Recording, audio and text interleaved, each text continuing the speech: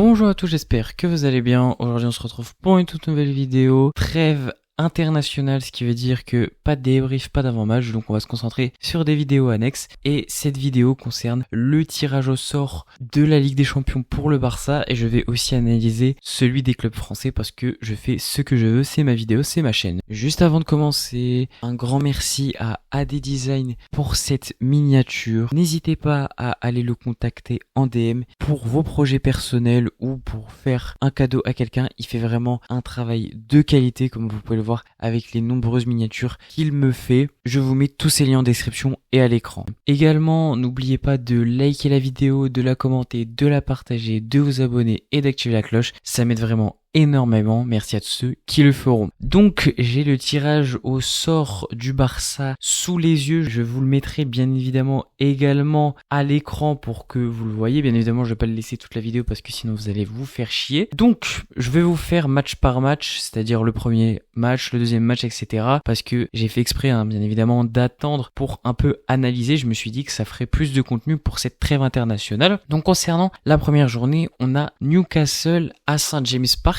Donc c'est un jeudi, match très clairement compliqué, mais ça veut pas dire que on doit perdre, très clairement que non. Pour moi, c'est le deuxième match le plus compliqué derrière le Paris Saint-Germain, ça reste logique, c'est les champions d'Europe, c'est le match le plus compliqué dans tous les cas, mais je nous vois quand même prendre un point minimum, peut-être 3, mais c'est sûr que ça va être un match extrêmement difficile. Moi, je vais partir quand même sur 3 points, mais je vois une victoire extrêmement, et je dis bien extrêmement serrée, face à Newcastle, tout simplement parce que ce que je prends en compte aussi, c'est que Newcastle a quand même perdu pas mal de joueurs, Isaac notamment, bien évidemment, c'est le plus important. Donc moi, je pense quand même que ça va vraiment les affaiblir. Ensuite, on enchaîne par le Paris Saint-Germain. Donc on a les deux plus gros adversaires sur les deux premières journées, comme ça au moins, une fois qu'on les a battus, ça y est, c'est fait, on n'en parle plus. Clairement, je vois un match extrêmement serré avec beaucoup de buts, vraiment beaucoup de buts, que je pense qu'on va en marquer quand même 2 ou 3. Le PSG pareil, je les vois bien marquer 2 ou 3 buts minimum. Je m'attends peut-être à un match nul 3-3. Moi je pars sur un petit match nul pour cette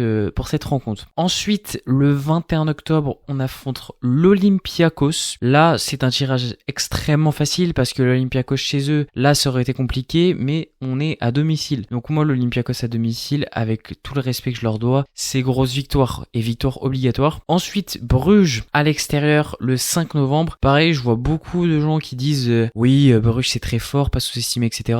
Moi concrètement, je vous le dis, Bruges ne me fait pas peur. Ils ont perdu beaucoup d'éléments. C'est pas parce qu'ils ont mis 5-0 aux Rangers parce qu'ils étaient à 10 et que ça reste quand même les Rangers. On ne parle pas non plus de, je sais pas moi, allez, un petit Liverpool. Donc pour moi, on est largement au-dessus, pareil 3 points. Ensuite Chelsea, donc l'autre adversaire du chapeau 1. Pour moi, c'était un des adversaires que je voulais prendre. Moi, je vais vous dire très clairement, les tirages au sort et les parcours en coupe, je suis toujours pour le tirage le plus facile. C'est pas que je suis petit bras, etc. C'est juste que je pars du principe que j'ai pas envie de me faire chier. Si on peut gagner des champions en jouant Dortmund, Olympiakos, Bruges, etc. Moi, il y a pas de problème, ça me va complètement. Le résultat, c'est le même, c'est t'obtiens la Ligue des Champions. Donc moi, je m'en fous de jouer des gros adversaires ou non. Pour moi, Chelsea c'est extrêmement surcoté pour leur finale en Coupe du Monde des clubs, bien évidemment, mais je pense quand même qu'on reste largement dessus. C'est pas non plus une équipe de 6ème division, en abusons rien, ça reste quand même une très bonne équipe, mais pour moi on est quand même au-dessus. Après, c'est à Stamford Bridge, je m'attends pas non plus à une victoire 3-0, mais une victoire tout court, ou peut-être une victoire par 2 buts d'écart, me semble largement abordable. Ensuite, 6ème journée, le 9 décembre, là c'est une très grosse revanche à prendre à domicile face à l'Eintracht Francfort. On se rappelle bien évidemment, en Ligue Europa ils avaient bloqué notre stade, ils étaient 30 000 dans le stade, bref ils étaient à domicile, encore une fois ils avaient fait match aller chez eux et match retour chez eux aussi, c'était juste la localisation qui était différente. Très concrètement, pareil, Francfort a perdu pas mal d'éléments, je pense notamment à Ekitike, ils sont beaucoup affaiblis. Après, je peux pas parler aujourd'hui sur l'état de forme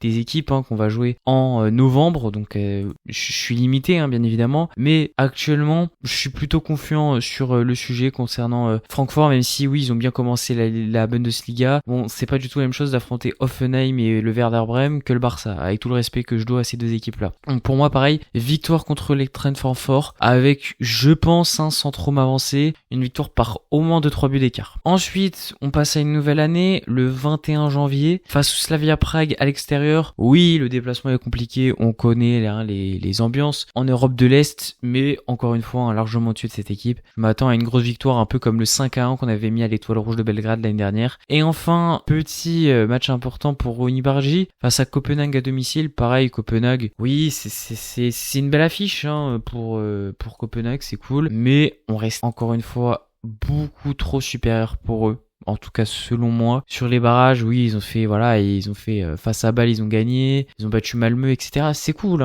c'est cool. Mais pour moi, on reste largement au-dessus de Copenhague. Donc ça, c'était concernant notre tirage. Si on fait un peu le bilan, du coup, ça fait que je donne 6 victoires et 2 matchs nuls. Je vais dire qu'on va faire un match nul à Newcastle. Voilà, parce qu'après, sinon, on va dire que je suis pas objectif. Donc je vais dire 2 matchs nuls et 6 victoires, ce qui nous fait du coup d'un point de vue comptable 20 points. Si je regarde, actuellement je regarde pour voir qui a fini à 20 points l'année dernière, tout simplement pour voir à quelle place on finirait avec ce nombre de points. Bien évidemment, c'est qu'une prédiction, d'accord ? Ce n'est pas là pour dire que ça va arriver, très clairement. Je donne juste mon avis et ensuite je prends des équipes qui sont actuellement nulles, fortes ou moyennes à l'heure actuelle. C'est-à-dire que en janvier, par exemple, quand on va jouer le Slavia Prague, si aujourd'hui l'équipe est nulle, peut-être que dans 5 mois, elle sera super forte. Je n'en sais rien, je ne peux pas vous dire. Donc je parle à l'instant T. Et à l'instant T, ce résultat, ce que j'ai donné, nous ferait finir encore une fois deuxième, puisque Liverpool avait fini avec 21 points la saison passée, avec 7 victoires et un match perdu. Donc voilà, encore une fois, deuxième place, ça reste excellent. De toute façon, l'objectif pour le Barça, pour moi, c'est de finir dans les 4 premiers. Je pense que ce serait une très bonne chose. Après, finir premier, deuxième, troisième, quatrième, où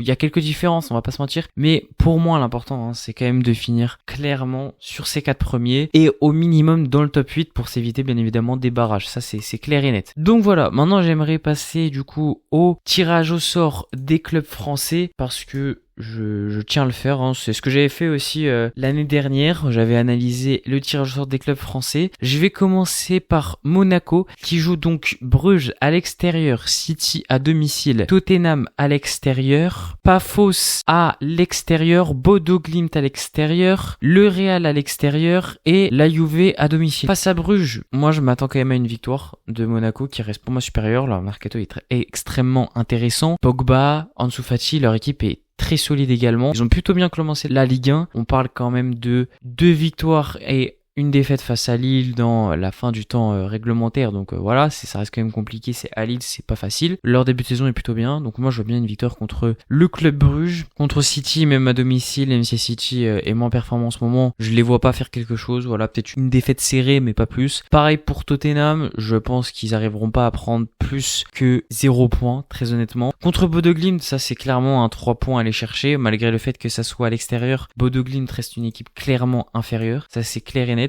Donc pour moi, c'est important d'aller chercher les 3 points face à cette équipe. Ensuite, contre Paphos, pareil à l'extérieur, mais 3 points très clairement obligatoires. L'équipe la plus faible, globalement, avec les Kairat Almaty et les équipes de je sais pas trop où qui n'ont rien à faire en Ligue des Champions. Pareil, 3 points pour moi. Ensuite, Galatasaray, très très fort Galatasaray, qui ont des très bons joueurs. Sané, Osimhen, ils ont vraiment beaucoup de joueurs. Un effectif très bon, mais je trouve que quand même, niveau jeu, ça reste compliqué pour Galatasaray. J'ai quand même regardé 5-10 matchs de leur saison l'année dernière. Moi, je trouve ça poussif, très très clairement. Et il y a eu des soupçons d'ailleurs de corruption, etc. Donc, je vais partir sur un petit match nul, peut-être un 1 partout face à Galatasaray, parce que ça reste à domicile. À l'extérieur, j'aurais clairement mis défaite de Monaco, mais là, si c'est à domicile, je vois bien un petit match nul. Ensuite, Real à l'extérieur, 0 points. Et Juventus à domicile, là, je vois bien un petit match nul. Juventus, ça reste quand même plutôt irrégulier, voilà, pour dire gentiment les choses. Donc moi, je vois bien un match nul, ce qui nous fait, je fais le petit calcul, 11 points, ça nous amène du coup l'année dernière à tout simplement de la 25e à la 22e place, donc 3 chances sur 4 tout simplement de se qualifier pour les barrages. Je suis confiant, pareil pour Monaco. Je pense quand même qu'ils devraient réussir à passer cette étape-là. Ensuite, j'enchaîne avec du coup Marseille qui fait son retour en Ligue des Champions. L'année dernière, je le rappelle, il n'y était pas. Première journée face au Real Madrid, au Real, défaite, 100%, je n'ai aucun doute sur le sujet. Ensuite, Marseille contre l'Ajax à domicile. Marseille, je pense, va gagner contre l'Ajax par au moins 2 buts d'écart. L'Ajax est très surcoté. C'est plus du tout l'Ajax de quelques années. Marseille, pour moi, surtout à domicile, me paraît complètement supérieur. Ensuite, face au Sporting, c'est au Sporting, donc déplacement très compliqué. Malgré tout, le Sporting a perdu beaucoup d'éléments. Ils ont bien évidemment perdu, comme vous le savez, Gyökeres, ça je ne vous apprends rien, mais également Konrad Harder, aujourd'hui ça s'est fait, il signe à Leipzig. Ils ont aussi perdu Amorim, mais ça date de l'année dernière. Pour moi, Marseille peut donc aller chercher, je pense, un petit match nul dans cet entre au Portugal, ça serait déjà très bien. Ensuite, l'Atalanta, très mauvais début de saison de l'Atalanta à l'heure actuelle, ils ont également perdu beaucoup de joueurs. C'est tout simplement 0 victoire sur ce début de saison, ils ont affronté Parma et Pise, c'est vraiment pas des gros adversaires. Ils ont perdu Retegui, etc. Pour moi, c'est une victoire. Voilà, tout simplement. Ensuite, Newcastle, même si c'est à domicile, je les vois pas trop prendre 2 points, peut-être un match nul, allez, grand max. Et moi, j'ai plutôt partir sur une défaite pour ce match contre Newcastle. Face à l'Union Saint-Gilloise, même si c'est à l'extérieur, je vois bien Marseille prendre les 3 points. L'Union Saint-Gilloise, c'est une très belle équipe, franchement, ça faut le dire. Mais pour moi, ça reste quand même inférieur à Marseille, malgré le fait qu'ils soient à domicile. Ensuite, 7ème journée, face à Liverpool, ça c'est 0 points, très clairement. Et enfin, Club Brugge, j'ai l'impression que tous les clubs que j'analyse jouent le Club Brugge, c'est effrayant. Pareil, pour moi, c'est 3 points, même si c'est à l'extérieur. Pour moi, Marseille est quand même au-dessus de Bruges très très clairement, sans trop de doute même. Donc 3 points, ce qui nous fait donc un total de 13. Ça nous fait donc 13 points, ce qui nous place entre la 15e et 19e place, qui reste plutôt un bon classement pour Marseille, qui sera donc sur les barrages. Donc moi je trouve ça plutôt pas mal. C'est là notamment où était Paris l'année dernière. On sait que ça veut rien dire vu que Paris a gagné la Ligue des Champions. Ensuite, tirage au sort de Paris, qui a clairement le tirage au sort le plus difficile de toute la phase de Ligue. C'est Opta qui l'a analysé,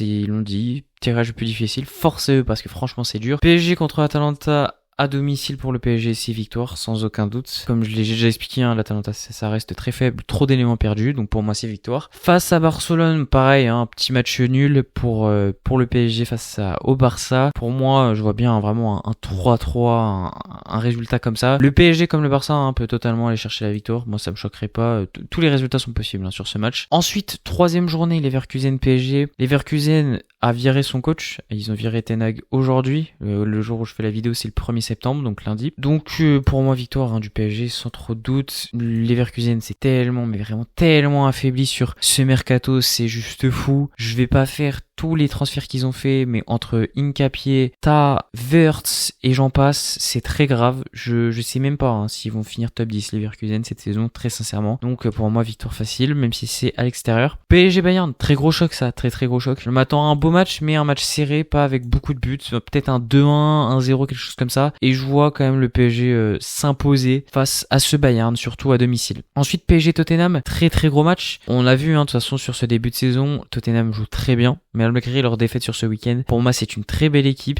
alors que j'étais très pessimiste. Thomas Frank m'a fait fermer ma bouche tout simplement, il n'y a pas d'autre mot, mais je m'attends quand même à une victoire courte du PSG avec pas beaucoup de buts dans le match, du genre un 1-0, 2-1, un peu comme face au Bayern. 6ème journée face à Bilbao, victoire du PSG sans aucun doute, Bilbao est très faible. Sporting PSG, pareil, même si c'est à l'extérieur, victoire du PSG. Et Paris-Newcastle, là je vois bien Paris également gagner face à Newcastle, surtout encore plus à domicile. Ça nous fait 21, ce qui nous place du coup à la première place à égalité avec Liverpool. Donc voilà, on a analysé les tirages de tous les clubs français et du Barça. Cette vidéo est donc terminée, n'hésitez pas à dire ce que vous en avez pensé en commentaire. Vous pouvez aussi me donner vos pronostics, vos résultats, vos analyses sur le tirage au sort du Barça, et si vous voulez aussi des clubs français, je vous répondrai avec plaisir sur votre avis. N'oubliez pas comme d'habitude de me follow sur tous les réseaux, que ce soit TikTok ou Insta, où je republie des segments de mes vidéos, donc vous prenez celui qui vous arrange et vous le regardez. Je suis aussi bien évidemment sur Twitter, je vous mets tous les liens en description, vous n'avez plus qu'à cliquer pour me follow, et moi je vous dis tchuss.